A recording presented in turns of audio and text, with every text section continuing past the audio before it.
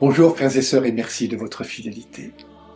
L'Évangile commence par une généalogie, une manière de nous dire que l'Église vit de l'héritage de la foi d'Abraham, d'Isaac, des prophètes.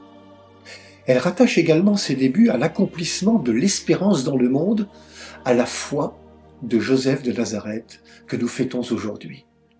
Joseph de Nazareth est un homme juste, nous dit l'Évangile.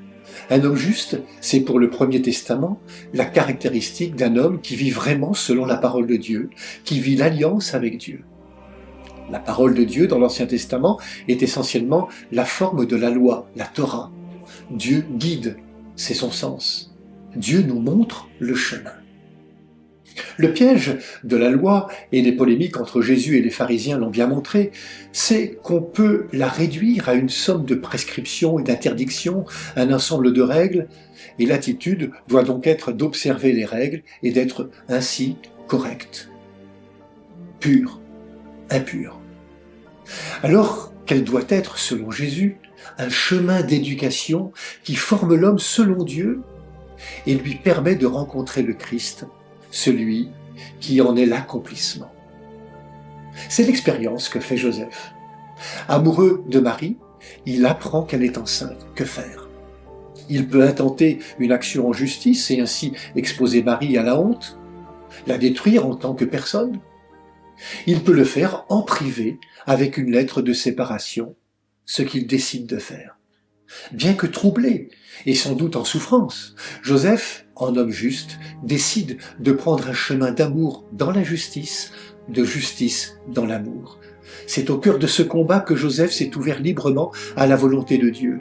Comme l'a écrit le pape Benoît XVI, il a trouvé l'unité entre l'amour et la règle, entre la justice et l'amour, et c'est pourquoi, sur son chemin vers Jésus, il est ouvert à l'apparition de l'ange, ouvert au fait que Dieu lui donne la connaissance qu'il s'agit d'une œuvre de l'Esprit Saint. C'est ainsi que par son ouverture de cœur, par sa foi éprouvée, il s'inscrit dans cette histoire sainte commencée depuis la création du monde. Il accompagnera Marie en faisant tout pour qu'elle puisse donner naissance à Jésus, l'enfant de la promesse. Ainsi, Saint Joseph nous invite d'une part à ce cheminement intérieur dans la parole de Dieu pour être toujours plus proche de la personne du Seigneur, mais en même temps, il nous invite à une vie sobre, au travail, au service quotidien, pour faire notre devoir dans la grande mosaïque de l'histoire.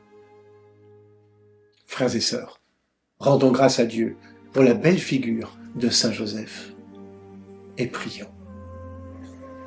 Seigneur, aide-nous à être ouverts pour toi, à trouver toujours plus ton visage, à t'aimer, à trouver l'amour dans la justice et la vérité, à être enracinés, comblés dans l'amour.